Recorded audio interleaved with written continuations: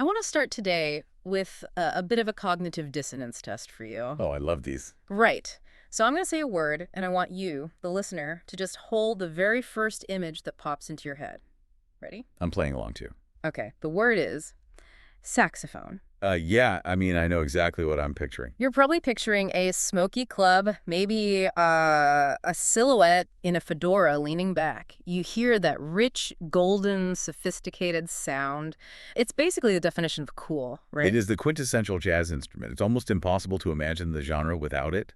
It is the sound of the city at night. Well, here's the reality check from the historical record that just completely blew my mind while prepping for this deep dive. Before the subject of our discussion today arrived on the scene, the tenor saxophone was, and I am quoting the source material here, a novelty. This is a total joke. It wasn't an instrument for serious emotional expression at all. It was a prop for vaudeville clowns. That's right. The critics of the early 20th century were just brutal about it. It was seen as this weird hybrid instrument that didn't know what it wanted to be. But like, is it brass? Is it a woodwind? I actually found this description in the notes absolutely hilarious. One critic described the sound of the saxophone as mooing. Mooing! Like a cow. Literally mooing. And another one, which is my personal favorite, called it rubbery belches. Rubbery belches. I mean, it's evocative, isn't it? It really is. It paints a picture of something clumsy, something totally unrefined, like a goose with a head cold or something. Exactly. So the mission for today is to understand how we got from rubbery belches and barnyard noises to the absolute height of musical sophistication. It's a massive leap. It is. We are looking at the aerodynamic ascent, and that's a direct phrase from our source metadata of one man, Mr. Coleman Hawkins. The man who basically single-handedly forced the world to take the tenor saxophone seriously. And I think Aerodynamic Ascent is such a perfect title because it implies lift. He didn't just play the instrument, he elevated it. We've got a really massive stack of notes here today, including an executive summary titled Coleman Hawkins, the father of the tenor saxophone, plus some really fascinating session logs. And the question I want to answer isn't just, was he a good player? Right. It's, how did he survive so long? Because this is a guy who starts out in the roaring 20s and is somehow still culturally relevant in the avant-garde 60s. That really is the central mystery of Coleman Hawkins. Yeah. Because in jazz, usually when a new style comes along, the old guard just gets swept away. And get left behind. Exactly. They become vintage or nostalgic. Mm. But Hawkins never became vintage. He became a titan. He was always operating in the present tense. So let's set the scene for you. Imagine a jazz club. Obviously high contrast, lots of shadows. But in the corner, instead of just whiskey glasses, maybe there's a blackboard covered in complex math equations. That is the absolute perfect visual for Coleman Hawkins. Soulful, yes, but incredibly calculated. Let's go back to St. Joseph, Missouri, November 21st, 1904. Coleman Randolph Hawkins is born. And right away, we run into this duality in his personality, which is perfectly captured by his nicknames. Everyone knows him as Hawk. Right. Hawk suggests the predator, the aggressor. Yeah. When he played, he really attacked the music. He swooped down on the notes. But there was another nickname, one that the musicians used, which I think tells us a lot more about his actual method. And that nickname was Bean. Yes, the bean. Now, the source material offers two theories on this. Theory one is that it was just a physical description of the shape of his head, which, fine. A bit rude, maybe, but fine. Right. But what's the second theory? Because that one is way more interesting. The second theory is the one that really matters musically.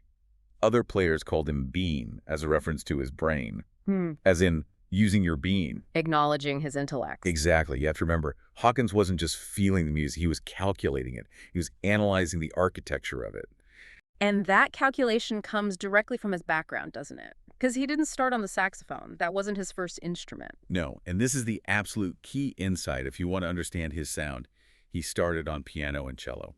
The cello seems like such a massive departure from jazz saxophone. It feels so, I don't know, orchestral. It seems that way on the surface, Mm. but think about the theory behind it.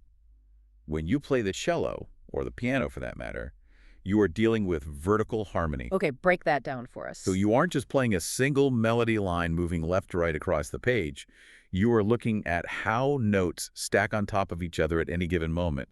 You're looking at the chord structure.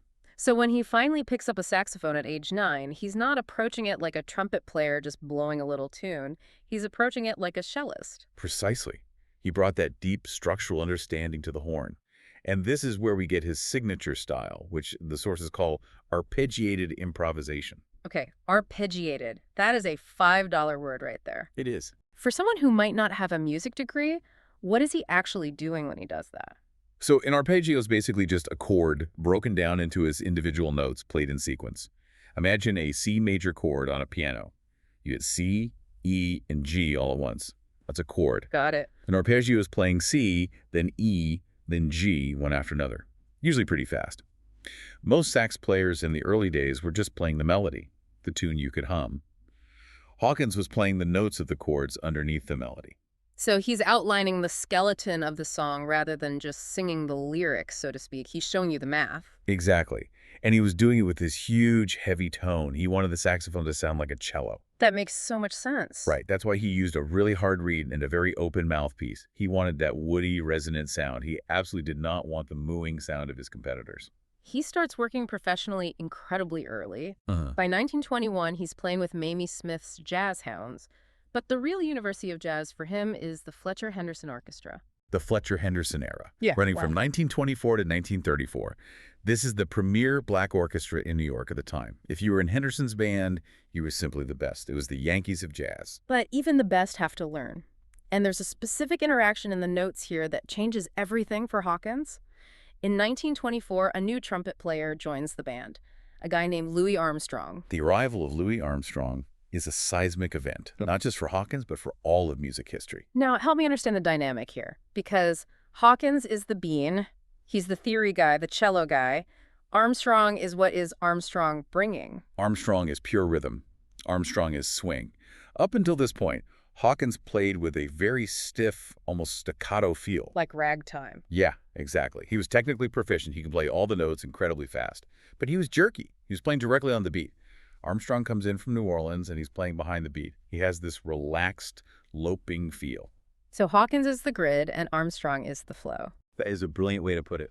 And to Hawkins' credit, and this goes back to his adaptability, he didn't reject it. He heard what Armstrong was doing, that rhythmic freedom, and he absorbed it. He stole it. Well, he synthesized it. He realized that if he combined his harmonic brain, the bean, with Armstrong's swing, he would be unstoppable. And that synthesis creates the big band tenor sound, that driving muscular sound that defined the whole era. It does. By the late 20s, Hawkins is the star soloist. He's filling the room with this rich, vibrato-heavy sound. He's no longer a novelty act. He is the main event. So he conquers the 20s, he conquers the early 30s, he's the undisputed king. But we need to talk about the pivot point. The moment where he doesn't just play jazz, he changes the physics of it again. We are talking about 1939. October 11, 1939, the recording of Body and Soul. If you only listen to one piece of music after this deep dive, it has to be this. This is the holy grail of saxophone playing. What's totally fascinating to me is the context around it. The source material says this wasn't some grand planned symphony. It was captured almost as an afterthought. It's so often the way with masterpieces, isn't it? Yeah. He had just returned from a long stint in Europe. He was at a session. They needed one more track to fill the studio time. So he just starts playing Body and Soul, which was a standard pop ballad of the day. But what he did in those 3 minutes, it really confused people. Why? What was so confusing to a listener in 1939? Well, back then, if you bought a record of a song called Body and Soul, you expected to hear the melody of Body and Soul. You wanted to recognize the tune so you could hum along or dance to it. Sure. Hawkins plays the recognizable melody for maybe 2 bars, and then he abandons it completely. He just ghosts the melody. He ignores it. He treats the melody as irrelevant. Instead, he starts improvising purely on the harmony. He's exploring those chord changes, navigating these really complex intervals. And that was new? Completely. He's playing notes that technically fit the math of the chords, but they sound incredibly tense and surprising to the ear. The notes here say this performance sent early tremors of the bebop movement through the jazz world. That's a really strong statement. Tremors implies a massive earthquake is coming. It's an accurate metaphor. Yeah. Bebop, which comes later in the 40s, is all about harmonic complexity. Yeah. Fast tempos and improvisation based on chords rather than melody. Right. Hawkins was doing that in 1939 on a slow pop ballad. He was showing the younger generation, look, you don't have to just play the song. You can deconstruct the song. If he hadn't done that, if he had just played the melody straight like a good, reliable entertainer. The evolution of jazz might have been delayed by a decade. It was a permission slip for every single musician who heard it to stop playing safe and start playing smart. It legitimized the idea that the soloist could essentially rewrite the composer's work in real time. So you mentioned the younger generation, and this brings us to the next phase of his aerodynamic ascent, the 1940s, the birth of bebop. Right, the era of Charlie Parker, Dizzy Gillespie, Thelonious Monk, Yeah. the fast, frantic, intellectual stuff. Now, usually, when a new, aggressive, complicated style of music comes out, the older generation hates it. They call it noise. They say it doesn't swing like Fletcher Henderson used to. That is the standard pattern. We see it in rock and roll, we see it in hip-hop. The old guard protects the status quo because the new guard makes them feel obsolete. But Hawkins... Hawkins is the exception. He didn't run from bebop. He ran straight toward it. I'm looking at this date here, February 16th, 1944. The notes say Hawkins led what is widely considered the first ever bebop recording session. Think about the optics of that for a second. Yeah. You have the father of the tenor sax, the established star of the 20s and 30s, a guy who was already wealthy and famous. And who does he hire for his band? Dizzy Gillespie, Max Roach. He's hiring the radicals. He's hiring the revolutionaries. Because he recognized that what they were doing with harmony, the flatted fifths, the chromaticism, was just a natural extension of what he was already doing on Body and Soul. He saw the connection. Exactly. He didn't see them as a threat. He saw them as kindred spirits. And by hiring them, he validated them to the rest of the world. And we definitely have to talk about his relationship with Thelonious Monk. Because Monk was different. Monk was unique. Even among the beboppers, Monk was out there. His piano playing was highly percussive, dissonant, full of weird silences. A lot of people in the 40s genuinely thought Monk couldn't play. They thought he was just making mistakes. But Hawkins hired him anyway. Hawkins gave Monk his first major gig.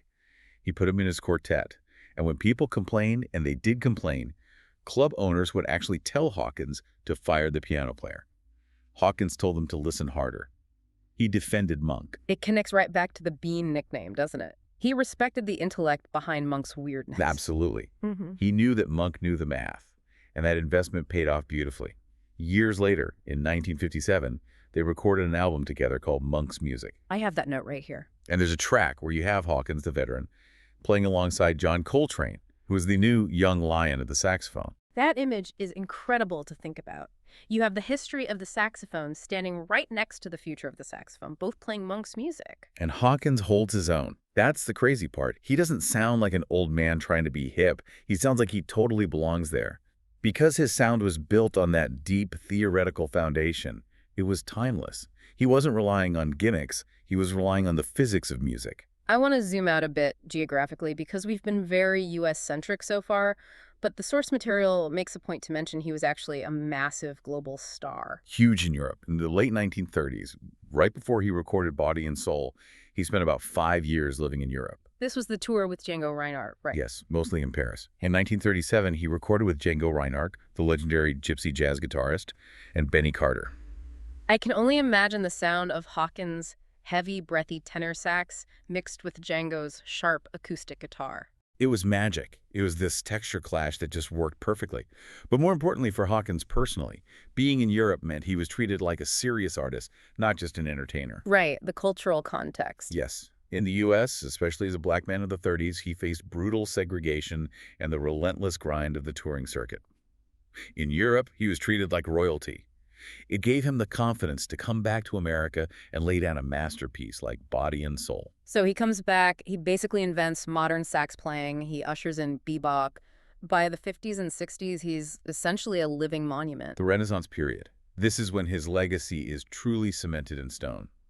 I saw in the profile that Lester Young, who was basically his main rival or counterpart for decades, had a very special name for him. Yes, Lester Young called him the president. The president. That feels very substantial. It is, which is incredibly high praise coming from Lester, who is known as the Prez himself. Yeah. It was a mutual recognition of greatness. They were really two sides of the same coin. Lester was the cool breeze, and Hawkins was the heavy storm. And he just keeps putting out these heavy hitter albums. The Hawk Flies High in 1957. Coleman Hawkins encounters Ben Webster. Oh, that Ben Webster album is a legendary summit, as the notes call it. Webster was another big-toned tenor player. Putting them together in a room was like a heavyweight boxing match, but with deep mutual respect. Just trading blows. Trading phrases, seeing who could play the most beautiful, breathy, low note. It's warm, it's fuzzy, it's beautiful music. And then there's Duke Ellington meets Coleman Hawkins in 1962. It reads like a victory lap. But there is one final collaboration I really want to highlight from the sources, because it shows that his modernism wasn't just about music notes. It was about the world around him. You're looking at the 1960 entry. Max Roach's We Insist. We Insist. Freedom Now Suite. This wasn't just a jazz album. This was a protest album. It was a landmark statement on the civil rights movement. It was angry. It was urgent. And the cover art alone, which showed a sit-in at a segregated lunch counter, was highly provocative for the time. And Hawkins, the guy from the Fletcher Henderson era, the guy born in 1904, is playing on this record. He is. And that speaks volumes about who he was. Our sources note this without taking a political stance. But historically, it shows he wasn't just an entertainer resting on his laurels. Right. He wasn't just playing body and soul for the millionth time to pay the rent.